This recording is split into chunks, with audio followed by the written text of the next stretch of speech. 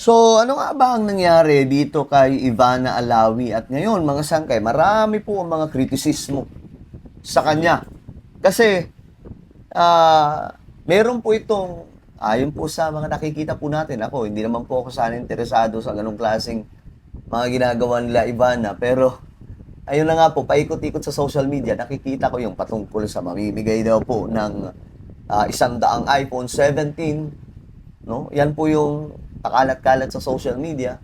So ngayon, mga sangkay, alamin po natin, ano nga ba ang totoo dyan? Kasi mayroon pong isang political vlogger, no? Actually, isa lamang po siya sa marami, ang nagbigay po ng komento tungkol po dyan. Pag-usapan po natin. Anyway, before we start, sa mga hindi pa po dyan nakakapag-subscribe sa ating YouTube channel, makikita nyo po yung subscribe button sa baba ng video na to. I-click nyo lamang po yung subscribe bell at i-click nyo po yung all. Sa mga nanonood po sa Facebook, i-follow nyo po yung ating Facebook page. Okay, guys. So, ito nga po yung balita. Ayon po dito, si Ivana Alawi ay mamimigay daw po ng 100 iPhone 17. Totoo ba to? Kasi nakikita ko to, ang daming nagko-comment. No, kahit nga po yung mga kaibigan ko, nag-aasaran sila, nakapag-share na ba, nakapag-comment na ba, at mayroon pa daw pong may twist. Yung nga lang, may twist daw po ito mga sangkay. Ivana Alawi's 100 iPhone 17. Ayan po mga sangkay yung komento ng isang political vlogger na si Ma'am Thea Tan. Ivana Alawi's 100 iPhone 17 giveaway is not charity. Hindi daw pala charity, but a trap to get people into an online casino. Nako, yun lang mga sangkay. Ayun lang. Kasi may mga nagsasabi na ginawa daw pong panghatak yung isang mamahaling cellphone para po targetin daw po yung mga, ayon po dito sa kanyang post, para targetin po yung mga mahihirap na kababayan na umaasa na mapipili sila. Pero, ang pagkakalam po natin, kailangan po munang pumasok sa isang online casino. It uses a trusted celebrity to make online gambling look safe and trick kids and vulnerable people into following a casino that ruins lives for profit. Ayun lang. Dito may problema mga sangkay. Mayroon pa pong isang sikat na influencer ang nagkomento po dito. Mamaya, babasahin po natin. Ito, may mga nag-comment. Tingnan po natin. Sabi dito, exactly, Miss Thea Tan. Pagkasabing make sure to follow the link.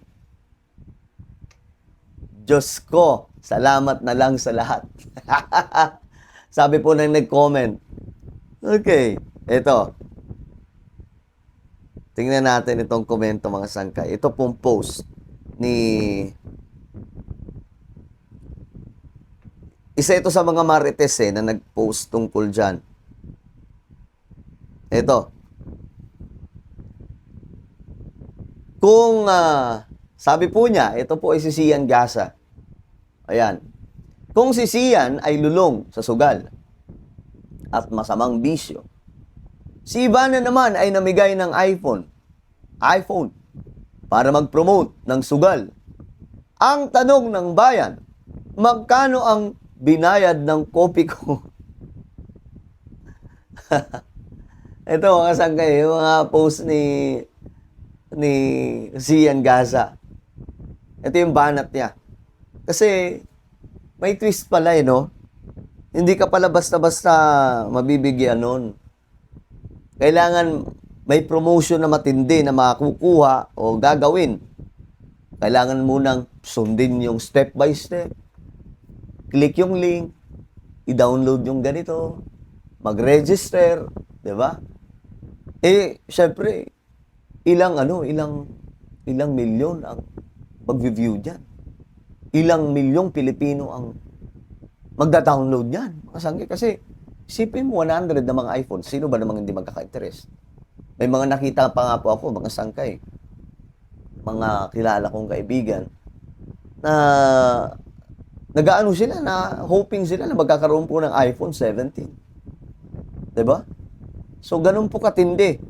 Isa daw po pala talaga itong trap, ayon di umano sa mga ibang influencer. Sabi dito mga sangkay, padami lang ng invites yan. Saka wala nakakuha niyan sa site na yan. Ang daming task niyan, need mo pa ng madaming valid players, tapos pag nakumpleto mo na yung task, iraraffle pa sa lucky roulette. Paswertehan pero kadalasan bokya yan, ayon po dito sa komento. Kayo ba, nakapag-download na ba kayo nun?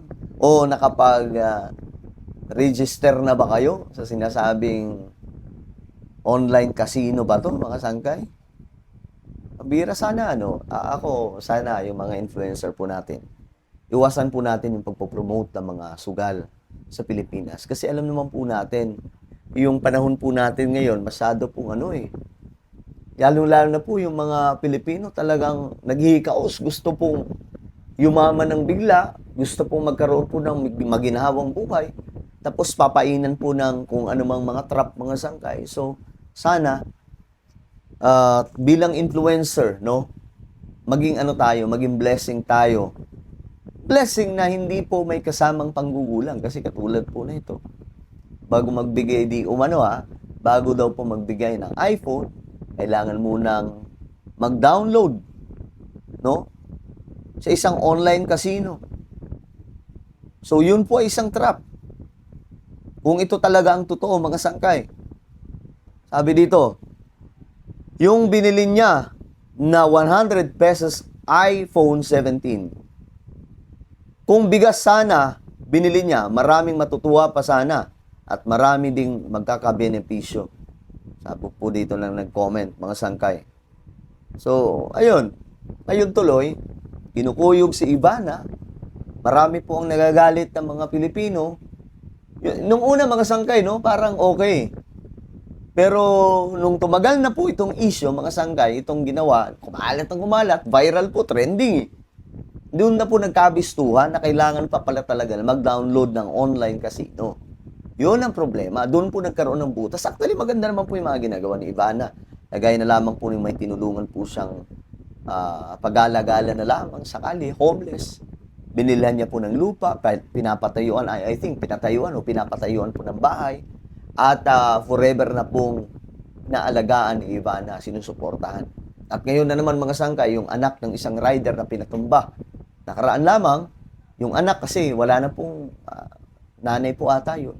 Siya na po ang sumalo. Siya na daw po ang mag-aalaga, mga sangkay, at susuporta. At nakakatuwa, mga sangkay. Pero this one, medyo tagilid po siya dito. Marami po talaga nagalit ang mga Pilipino. Pero may second chance naman lagi tayo. Alright, ano po ang inyong opinion? Comment down below. Huwag niyo pong kailimutan na subscribe ng ating YouTube channel. Mag-iingat pong lahat. God bless everyone.